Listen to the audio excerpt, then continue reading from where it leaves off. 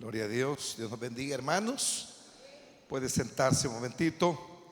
Damos gracias a Dios por este hermoso tiempo, esta oportunidad que nos da de acercarnos a Él con corazón agradecido. Amén. Gloria a Dios. Jesús, hablando en su sermón profético, dijo que había que orar para que su venida, hablando en relación a Israel, no fuera en tiempo de invierno, pero estaba hablando en una época en que Israel iba a ser sacudida terriblemente por la persecución a raíz de su desobediencia. Y ahora creo que la oración había que trasladarla de otra manera, que no vaya a venir en diciembre, ¿verdad? Allá dicen invierno porque las condiciones del invierno serían completamente desfavorables, ¿verdad? Para la huida, porque el pueblo tenía que salir huyendo, y salir huyendo en condiciones de invierno, en condiciones desfavorables, pues no iba a ser nada fácil, ¿verdad? Y igualmente en estos días hay mucha distracción, ¿verdad? Mucha gente ocupada en las torrejas, en los nacatamales, qué sé yo, tantas cosas, ¿verdad? Pero qué bueno es venir y saber de que tenemos una necesidad que llenar todos los días, una batalla que pelear todos los días, hermanos. Para los hijos de Dios, los guerreros de Dios, no hay vacación, no hay entretenimiento, nada debe de desenfocarnos. Amén. Gloria al Señor. Vamos a tomar nuestras Biblias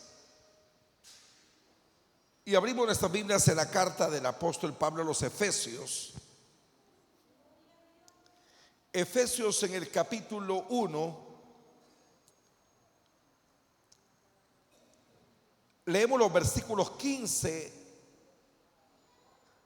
Vamos a leer desde el 15 hasta el 23 porque es una secuencia la que tenemos ahí de elementos importantes que se van ligando unos con otros. Capítulo 1, versículo 15 de Efesios. Nos ponemos en pie y dice la palabra en el versículo 15. Leemos: para la honra del Padre, del Hijo y del Espíritu Santo.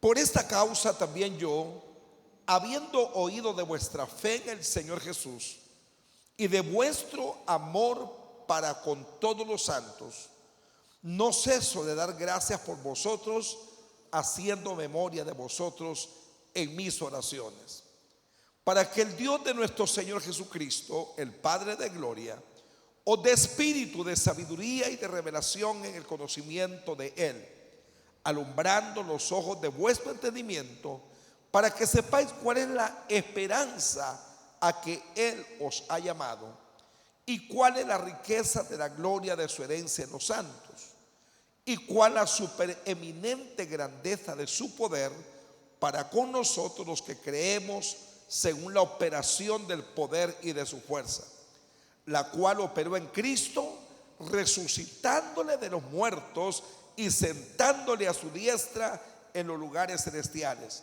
sobre todo principado y autoridad y poder y señorío, y sobre todo nombre que se nombra no solo en este siglo, sino también en el venidero.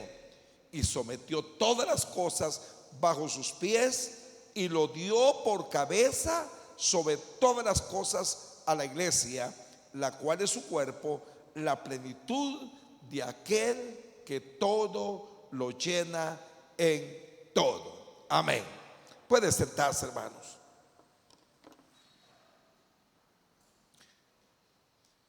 El tema general de la epístola a los Efesios, hermanos, es la iglesia como el cuerpo de Cristo.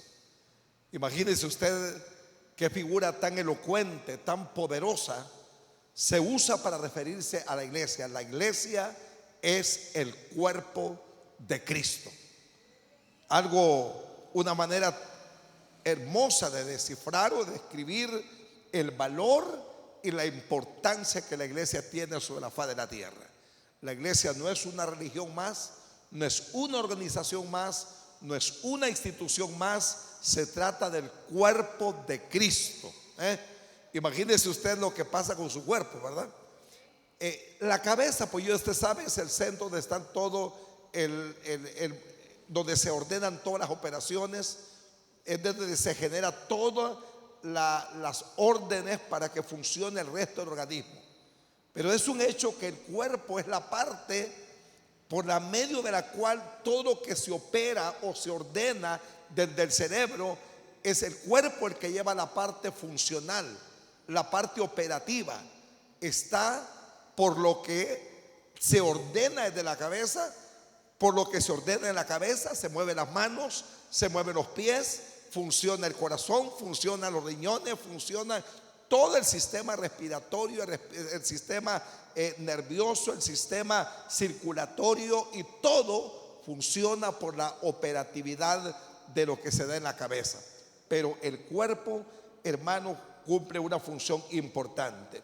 Ahora, el apóstol Pablo, hablando a la iglesia, dice que hay dos grandes razones por las cuales él es movido a orar por la iglesia de Éfeso.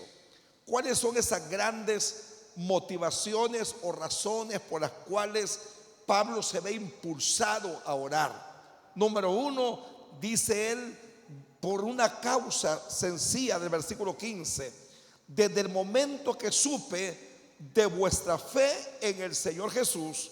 Y número dos, y de vuestro amor para con todos los santos. ¿Sabe que esos dos elementos son vitales, esenciales para la vida de toda iglesia? Número uno, desde el día, dice Pablo, en que me di cuenta de vuestra fe en el Señor Jesucristo. Si hay algo que caracteriza a la iglesia verdadera, a la iglesia nacida de nuevo, es su fe en el Señor. Su fe en el Señor a usted no se la va a robar nadie, no se la va a quitar nadie, ni la va a abandonar por nada, porque es una fe que no depende de un hombre, no es el producto de la razón, sino es el producto de la intervención misma de Dios en nosotros. Hace algunas semanas escuchamos sobre los distintos elementos que tienen que ver con la fe, ¿verdad?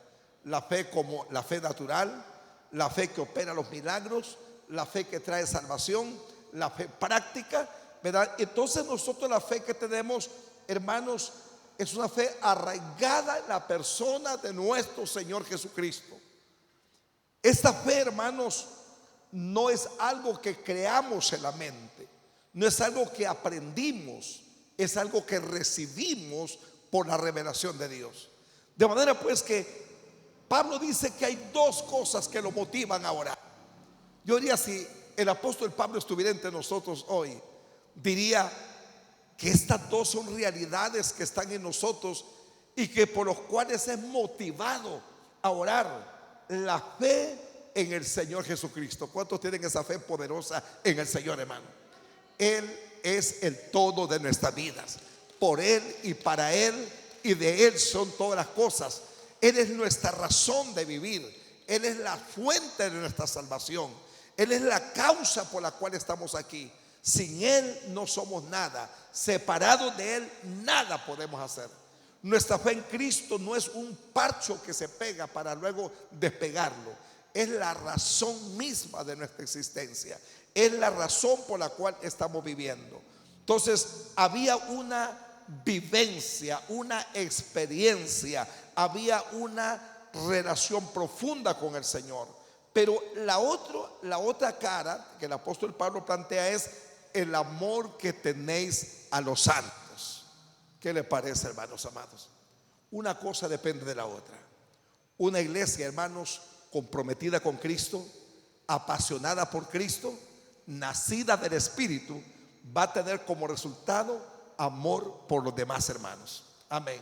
Yo no puedo pensar de que soy alguien que tenga una fe inquebrantable, profunda e inagotable en Cristo, mientras desde mi corazón todavía se brota la amargura, el desprecio, la crítica, el odio, el resentimiento, las contiendas y cualquier sentimiento negativo hacia un hermano. Porque las dos cosas son complementarias. Si mi fe en Cristo tiene ese fundamento, tiene esa solidez, tiene esas raíces profundas, eso va a ser manifiesto en el amor que manifestamos hacia todos los hermanos. Entonces ve usted, el apóstol declara, hermanos, esa gran experiencia. Dice: por esta causa también yo, habiendo oído, número uno, de vuestra fe en el Señor Jesús y de vuestro amor para con todos los santos. Bajo estos dos principios no ceso de dar gracias por vosotros. En otras palabras, me ha entrado un anhelo a orar por ustedes, porque ustedes tienen estos dos grandes soportes espirituales en su vida. Conocen al Señor Jesús y manifiestan amor para todos los santos. Por lo tanto, no ceso. No ceso significa no me detengo, no me paro en orar por vosotros, haciendo de memoria de vosotros en mis oraciones. Gloria al Señor. ¿Qué es lo que motivaba a Pablo a orar por los hermanos? Su fe en el Señor y su amor por todos los santos. Si esas son realidades en nosotros, hermanos, creo que debe ser una motivación para seguir orando por los demás. Amén. Porque esto es la base fundamental de nuestra fe: Jesús y la relación de amor que tenemos por la iglesia. Y bajo ese principio dice: no ceso de orar por ustedes. Ahora, ¿para qué oro? Me llama la atención toda esa secuencia de elementos que plantea el apóstol Pablo como motivos de oración, que no tienen que ver con las oraciones superficiales y egoístas que a veces tenemos nosotros. Nuestras oraciones a veces están cargadas de necesidades personales. Señor, ayúdame esto. Señor, mi trabajo. Señor, tengo problema aquí. Señor, mi dolencia. Señor, mi falta de dinero. Señor, tengo problemas aquí, problemas allá.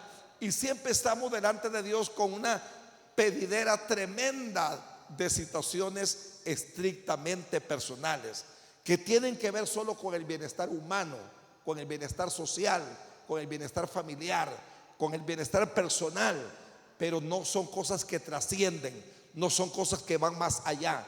Y el planteamiento del apóstol Pablo como motivo de oración va más allá que pedir un trabajo, va más allá de comida, va más allá, hermano, de que Señor, yo necesito mañana un plato rico para mañana, que necesito una catabares para el 31, que necesito, Señor, que me quites este dolor de cabeza, que necesito unos zapatos nuevos, Señor, porque los que tengo ya están feicitos. Hermano, la oración que Pablo plantea trasciende a cualquier cosa limitada de las que a veces están en nuestra cabeza. Vea usted, y no quiero decir, hermano, que no hemos de orar por esos detalles, ¿verdad? Porque Dios está interesado en resolver cualquier detalle nuestro. Dios está interesado, Dios quiere ayudarnos en todo y quiere que dependamos de Él en todo. Sin embargo, Él quiere que nuestra proyección vaya más allá de todo eso, porque cuando usted ve la oración como el medio por el cual puede ir más allá, todo eso se vuelve lo más pequeño, lo más simple. Todo lo demás es una simple añadidura. Tristemente, las oraciones de nosotros a veces están llenas de añadiduras y no de verdades del reino, no de principios del reino, sino de añadiduras, de cositas allí chiquitas que pensamos que somos cristianos para eso nomás. Ahora que ya vengo a ti, Señor, dame un novio, dame novia, dame aquí, dame una casa. Ahora que soy cristiano, Señor, arreglame este problema. Ahora que soy cristiano, Señor, que no me falte esto. Y nos parece que al venir a Cristo es para eso, para resolver todo lo que tiene que ver con lo terrenal, con lo temporal, con lo humano y con lo sentimental. Pero Dios quiere llevarnos a un nivel más profundo. Cuando Él nos lleva a ese nivel más profundo, lo demás se vuelve pequeño, insignificante, y usted ya no pierde mucho tiempo en estar pidiendo, hermano, porque se golpeó la uña, porque le duele por acá, porque necesita algo. ¿Por qué? Porque se va a dar cuenta que Dios es tan grande, es tan glorioso, hermano, que lo que menos puede hacer es resolver esas cosas pequeñas. Ahora, vea usted, Pablo dice: oro. Motivo de oración, para que el Señor nos dé, ¿qué cosa? Espíritu de sabiduría y de revelación en el conocimiento de Él. Qué interesante. ¿Qué quiere decir esto, hermanos? Que la vida cristiana no es un conjunto de conceptos, de argumentos, de razonamientos. Que la vida cristiana, hermano, no es información, no es información, no es un poco de teorías, no es un conjunto de conceptos, de dogmas que hay que aprenderlos con punto y coma, memorizarlos y volvernos extremadamente legalistas en revisarlos hasta con punto y coma, sino que Él quiere llevarnos más allá. El apóstol Pablo decía que el evangelio que él había recibido, lo había recibido por revelación. Realmente nadie puede ser verdadero cristiano nacido de nuevo si no es por revelación del Espíritu Santo. Nadie puede venir a mí si mi Padre no lo trae. Quiere decir que venimos a Cristo porque Él se reveló a nuestras vidas, porque se corrió el velo y pudimos ver la gloria de Dios, pudimos ser tocados por Dios, porque Él ya dijo: no me elegisteis ustedes a mí, sino que yo los elegí a ustedes. O sea, no fue que ustedes pudieron, no es que ustedes tenían capacidad, no es que ustedes fueron inteligentes y tuvieron un razonamiento bien afinado para comprender esta verdad, sino que yo me revelé a ustedes. Yo tomé la iniciativa, dice el Señor. Yo les mostré el camino, yo les quité la venda, les abrí el entendimiento y les revelé el camino. Entonces Pablo decía que el evangelio que él había recibido no lo había recibido por transmisión oral, ¿eh? Es un hecho que nosotros se nos evangeliza, se nos doctrina, y hay una gran cantidad de conocimiento que lo recibimos por medio de la transmisión oral, ¿verdad? De boca a boca, porque alguien nos enseñó. Pero se nos puede traer una cantidad de información y sacar 1, 2 y 3 discipulados y pasar por todos los programas de un bíblico y seguir nosotros embotados, y seguir nosotros vendados, y seguir nosotros con los oídos tapados, y seguir nosotros con el corazón duro, lleno de información, pero no de revelación. Cuando el evangelio se constituye en una revelación, la vida suya cambia. Usted se vuelve inquebrantable, usted se vuelve invencible, usted se vuelve apasionado, usted se vuelve ferviente, usted se llena de una fuente que no la va a recibir de ningún otro lado. Entonces, ve usted lo que Pablo está pidiendo. Lo que él está pidiendo: Señor, quiero que a los hermanos de Comayagua les des espíritu de sabiduría y de revelación en el conocimiento de Él. O sea, que cada día los ojos, dice una versión, después dice que para que vuestro entendimiento, en el siguiente versículo habla del cómo, ¿verdad? El siguiente versículo habla del cómo, cuando dice alumbrando los ojos de vuestro entendimiento. Hay una versión que dice alumbrando los ojos del corazón. Alumbrando, o sea, Dios tiene que despertar tu corazón, despertar tu entendimiento espiritual para que puedas entender quién es Jesucristo. Si no, tu vida espiritual va a ser superficial. El problema de nosotros es que como humanos somos bien almáticos, o sea, funcionamos por sentimientos. Y como somos demasiado sentimentales, hoy estamos arriba conectados y emocionados, y mañana estamos desinflados. Hoy estamos rebosantes y mañana estamos ponchados, porque somos almáticos.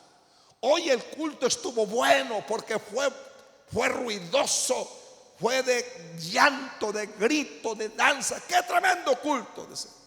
El de mañana ya no está bueno porque no hubieron gritos, porque no hubo llanto, porque no hubo el revolú que hubo en el anterior. Entonces estamos llevando el culto a una experiencia completamente almática de cuánto sentimos. Y así como nos volvemos almáticos en el culto, nos volvemos almáticos con los problemas de afuera también, con los problemas de la casa. Cuando se nos trata bien, venimos rebosantes, pero cuando nos pasó algo agrio en la casa, nos desencajamos. Cuando en el trabajo hablan bien de nosotros, hablan bonito de nosotros, estamos contentos y felices y venimos con una sonrisa de oreja a oreja al culto. Pero cuando paramos un día agrio en el trabajo, se nos trató mal, se nos insultó, luego venimos desencajados también, porque somos almáticos. Somos almáticos. Entonces, por eso es que necesitamos una vida cristiana que vaya más allá de lo almático, más allá del sentimiento, y que esté dentro de la revelación de la gloria de Dios mejor. Y cuando usted está metido en la revelación de Dios, todas esas situaciones almáticas se sujetan al señorío, al poder y a la gloria de Cristo Jesús. Por eso es que Él está diciendo, para que el Señor les despierte el corazón y puedan entender. Seguimos viendo el pasaje de Efesios capítulo 1. Dice, para que se le alumbren los ojos de vuestro entendimiento, para que sepan cuál es la esperanza que los ha llamado. Me llama la atención, hermano, de que Él quiere que nuestro entendimiento se abra, o podamos tener mayor entendimiento en relación a lo que nos espera, en relación a la gloria venidera. Porque aquí en esta tierra, hermano, usted va a seguir teniendo problemas. Usted no puede soñar con un paraíso de amor en esta tierra. Usted nunca va a pensar de que en la tierra todo, hermano, como por golpe de suerte o como varita mágica, todo se va a convertir en felicidad. Es necesario que con muchas tribulaciones entremos en el reino de Dios. Ya Jesús ya dijo, en el mundo tendréis tribulación, pero confiad, yo he vencido al mundo. Amén. ¿Por qué muchos cristianos fracasan? Porque creen que al venir a Cristo ya no van a haber problemas, ya no van a haber dificultades, ya no van a haber crisis, ya nadie los va a tratar mal, que todo les va a sonreír, que todo va a ser felicidad, que van a caminar en el aire, y eso no es cierto.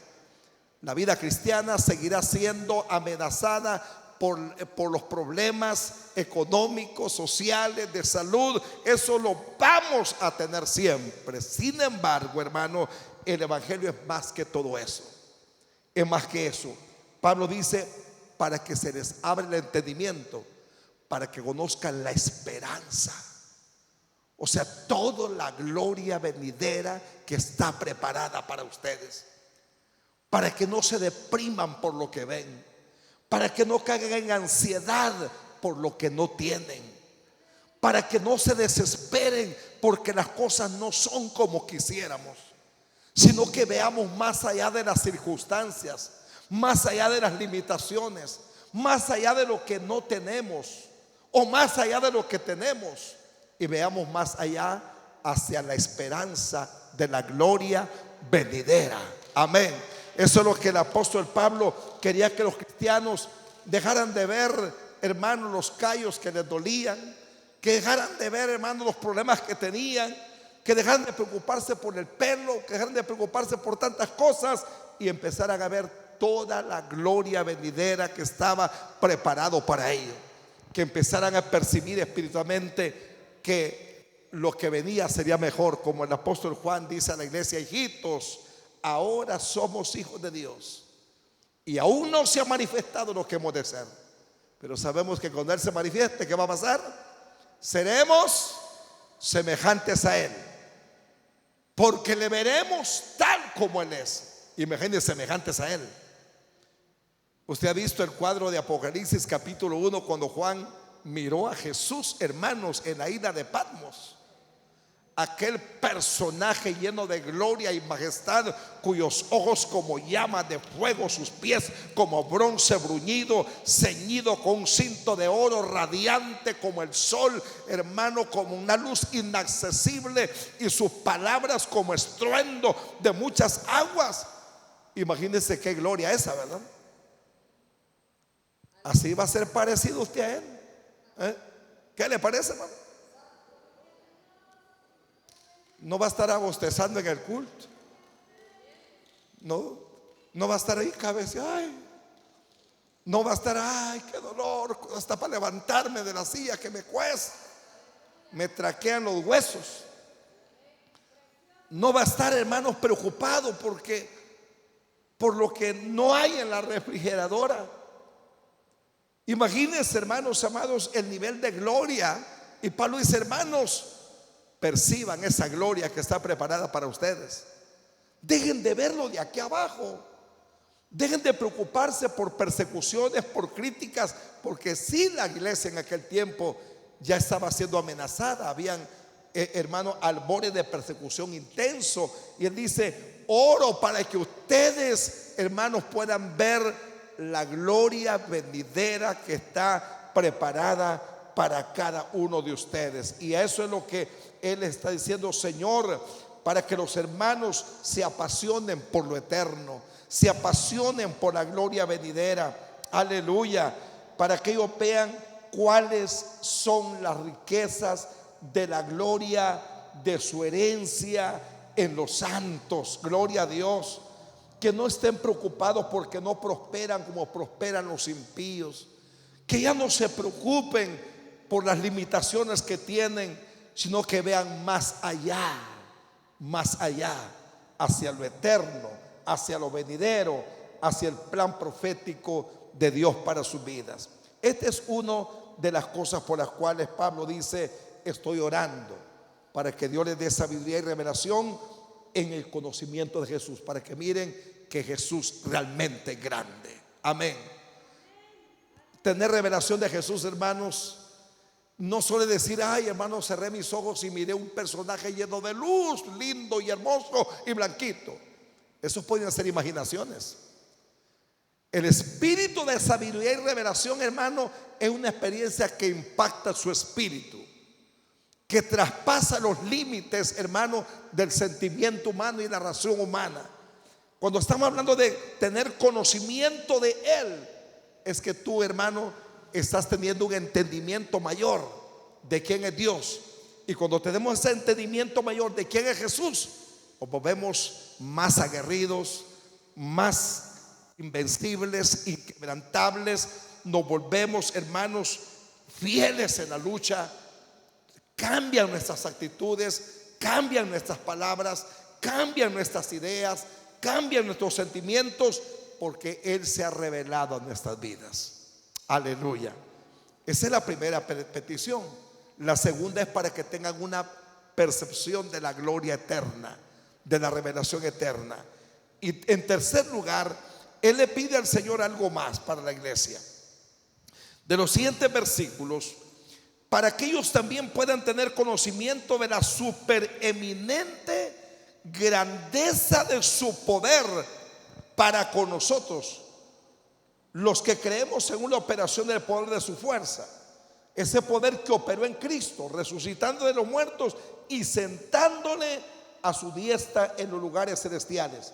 Aquí Pablo habla de otro elemento: el poder de Jesús. Si hay algo que Dios quiere dotar a la iglesia, es del poder, hermano, del Espíritu Santo.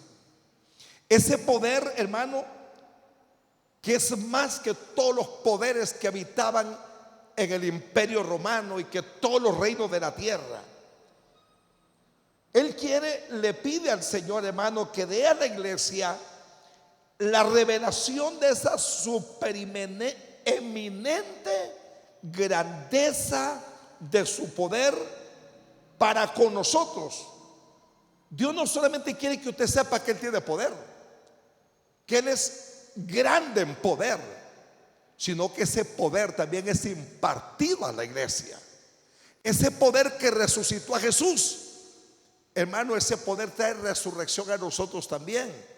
El poder de la resurrección no solo es un hecho histórico que lo vemos demostrado en la resurrección de Cristo. El poder de la resurrección es un hecho que se manifiesta en nosotros hoy también. ¿Cuántos disfrutan del poder de la resurrección? Hermanos amados, la resurrección es un poder. Allí hubo un poder que levantó a Jesús de entre los muertos. Ese mismo poder que levantó a Jesús de entre los muertos lo ha levantado usted, amén, para andar en resurrección, para andar en vida, para andar en victoria. Para no decir: ay, hermano, yo creo que en cualquier momento voy a caer muerto. Hay gente que solo confesando muerte pasa. Y no es que no vamos a morir, Pero para nosotros la muerte no es tragedia, no es un desastre. Para nosotros la muerte solo es el paso de lo terrenal a lo celestial, de lo limitado a lo ilimitado, de lo natural a lo sobrenatural, de lo temporal a lo eterno. Pero en nosotros la resurrección no solamente es un hecho histórico que vivió Jesús, sino que es una realidad que vivimos nosotros todos los días. Yo vivo en resurrección. Usted vive en resurrección. Amén. Usted debe caminar todos los días en el beneficio de la resurrección. Cada día que nos levantamos, Señor, yo vivo en el poder de la resurrección. La muerte ya no me gobierna. La muerte ya no es una sentencia en contra de mi vida, porque yo vivo en el poder de la resurrección. Entonces el apóstol Pablo pide al Señor que la iglesia sea inundada de ese poder. Amén. La iglesia necesita poder, hermanos. Poder que la lleve a trascender, que la lleve más allá de sus límites. Ese poder que dice la palabra, ¿cómo opera ese poder? Ese poder operó resucitando a Jesús. Ese poder operó sentándole a la diestra de lugares celestiales. Ese poder operó sobre todo principado y autoridad y poder y señorío, y sobre todo nombre que se nombra no solo en este siglo, sino también en el venidero.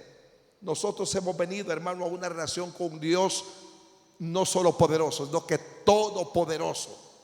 Y la iglesia tiene que ser, hermanos, contagiada, impactada, invadida con ese poder glorioso. Ahora, la pregunta es, ¿tenemos el poder de Dios aquí, hermanos? ¿Usted tiene el poder de Dios? Porque a veces vivimos, hermano, arrastrándonos, hermano, como los mendigos.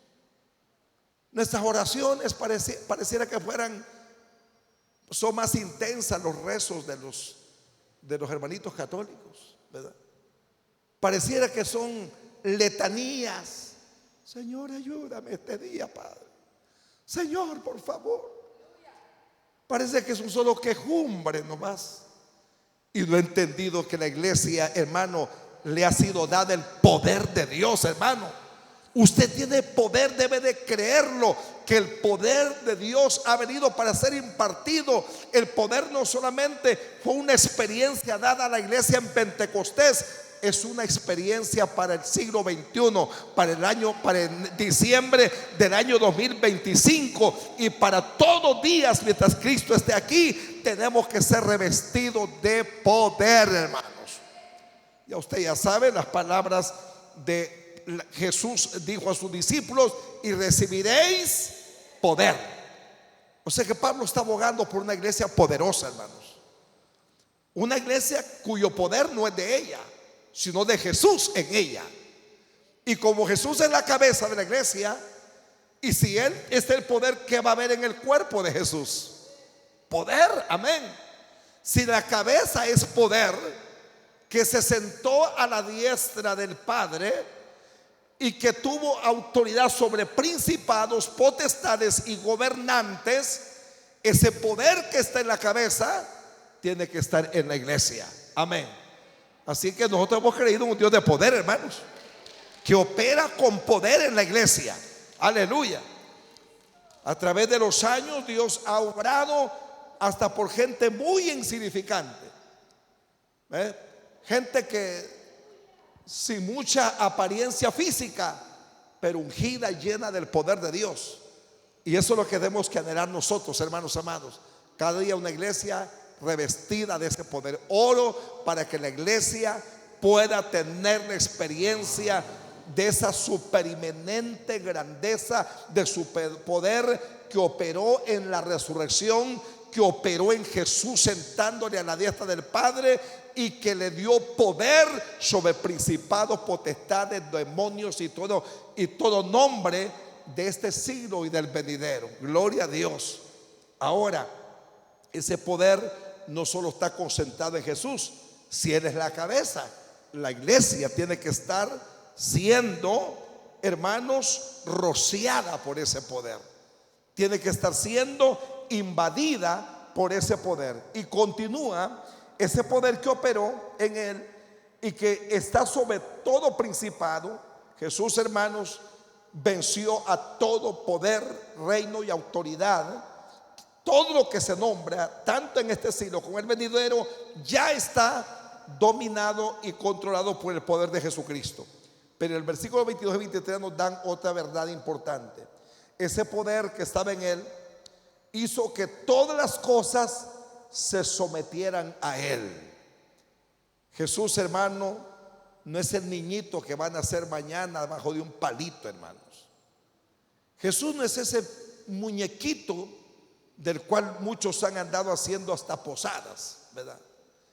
Él ahora vive y reina y sometió todas las cosas bajo sus pies. Todo está bajo su autoridad. Y el Padre dice que lo ha dado a Jesús por cabeza de nosotros. Amén.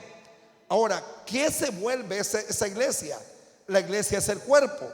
Y ese cuerpo, dice el versículo 23, se constituye en la plenitud de aquel que todo lo llena en todo. O sea, donde hay cristianos, donde hay una iglesia, ahí está la plenitud de Dios llenando la tierra. ¿Qué le parece, hermanos? Donde está la iglesia, ahí está la plenitud de aquel que lo llena. O sea, cada uno de nosotros se vuelve una expresión de su poder, de su presencia, de su plenitud. Donde hay un cristiano genuino, convertido, ahí está el poder de Dios.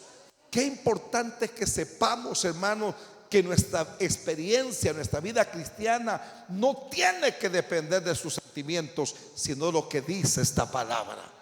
Probablemente usted hoy diga, hermanos, que bien, a veces vengo con un desánimo, hermano, que lo único que hago es llorar, hermanos. Y qué bonito es llorar delante de Dios, pero el problema es cuando aquello se vuelve un llanto solo del alma y no un llanto del espíritu. Cuando se vuelve solo del alma, es sencillamente un desahogo de sentimientos. Es sencillamente sentimientos expresados. Y Dios quiere que vayamos más allá, hermano, del sentimentalismo en la oración, y que sepamos quiénes somos aquí en la tierra. Amén. Dice, lo dio el Padre, lo dio por cabeza. El Padre lo ha dado por cabeza sobre todas las cosas a la iglesia. ¿Quién es la cabeza de nosotros? No es el Papa, ¿verdad? No es un pastor, no es un reverendo fulano. Es Jesús la cabeza de la iglesia. Y Jesús no es un personaje marchito, no es un personaje anémico, hermanos, cansado, que está tembloroso del miedo. Él, dice la palabra, es la cabeza de la iglesia. ¿Y la iglesia qué es? Su cuerpo. ¿Qué le parece, hermanos? El cuerpo es la parte visible, ¿verdad? Lo más visible en esta tierra de la personalidad humana. ¿El cual es su cuerpo? La plenitud de quién. Aquí aquel está con mayúscula, refiriéndose a Jesús.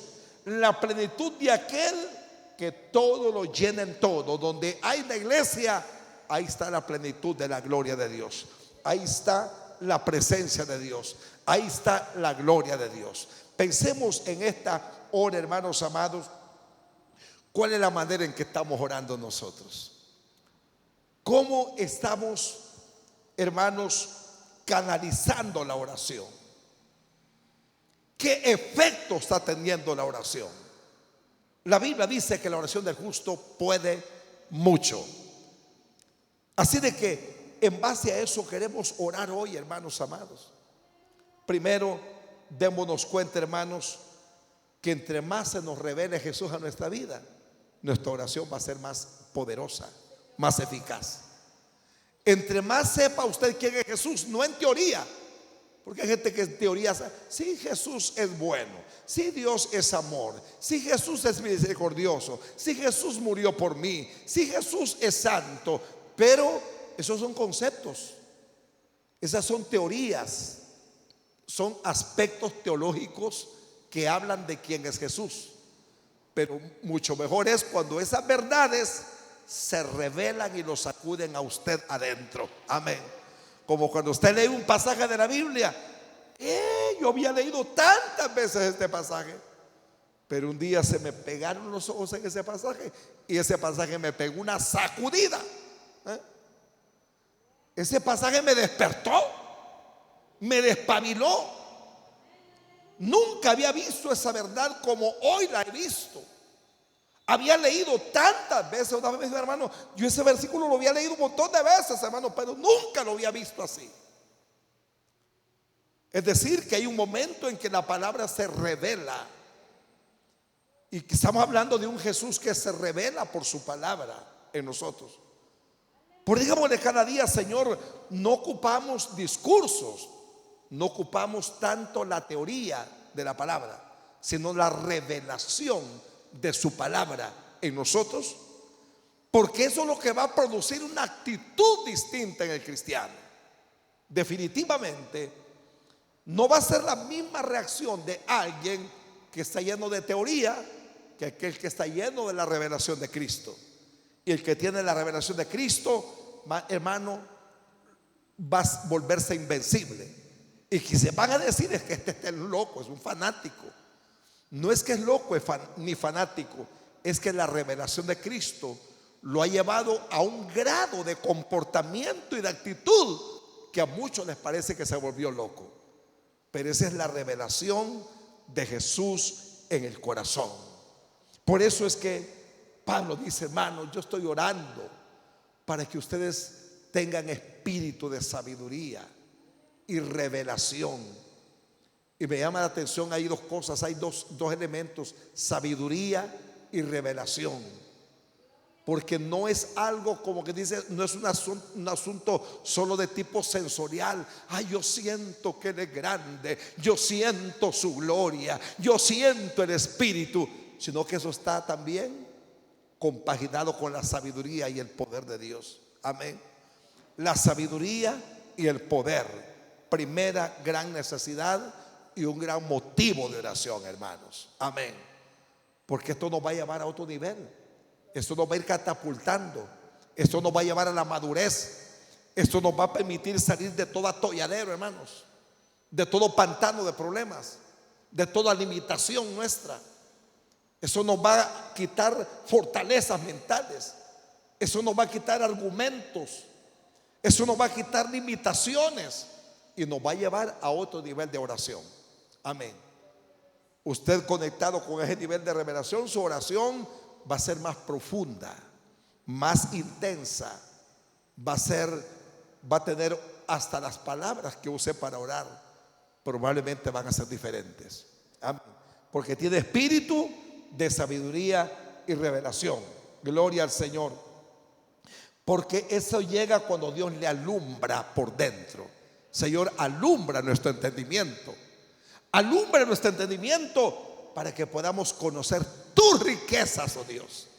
Que esta no es una teoría religiosa, sino riquezas de la gloria de nuestro Dios.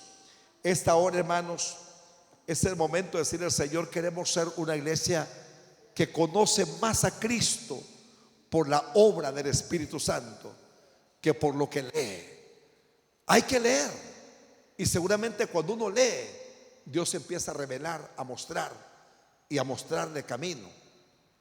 Pero que cuando esta palabra está ante nosotros, nos sea revelada, nos ilumine el corazón, hermano. A los que predicamos la palabra necesitamos tanto eso, hermano, para que la predicación no sea un discurso arreglado, una letanía, un conjunto de información que demos a la gente, sino algo que nos haya quemado a nosotros primero, que nos haya redarguido a nosotros primero, para que aquellos que escuchen también puedan ser impactados por aquello que ya obró en nosotros primero. Amén. Entonces vamos a decirle a Dios que queremos ese espíritu de sabiduría, porque en la medida que entramos en esa dimensión, todas las demás pequeñeces de lo terrenal, todas aquellas pequeñeces humanas, hermano, van siendo resueltas por el poder de Dios. Amén. El Dios, ya no vamos a estar apegados a la añadidura, sino al reino. Y cuando usted se mete en el reino, Dios se encarga de las añadiduras. Amén. De repente hemos estado demasiado atados mentalmente a las añadiduras. ¿Por qué? Porque el nivel de revelación que tenemos es muy poco. Y como es muy poco, nuestra vida de oración también se vuelve pobre. Pero a medida que conocemos a Jesús más en revelación y conocemos sus riquezas, el tipo de oración también se vuelve más profunda y más exquisita. Alabado sea el Señor. Entonces, cuando oramos, disfrutamos la grandeza del Señor. Amén.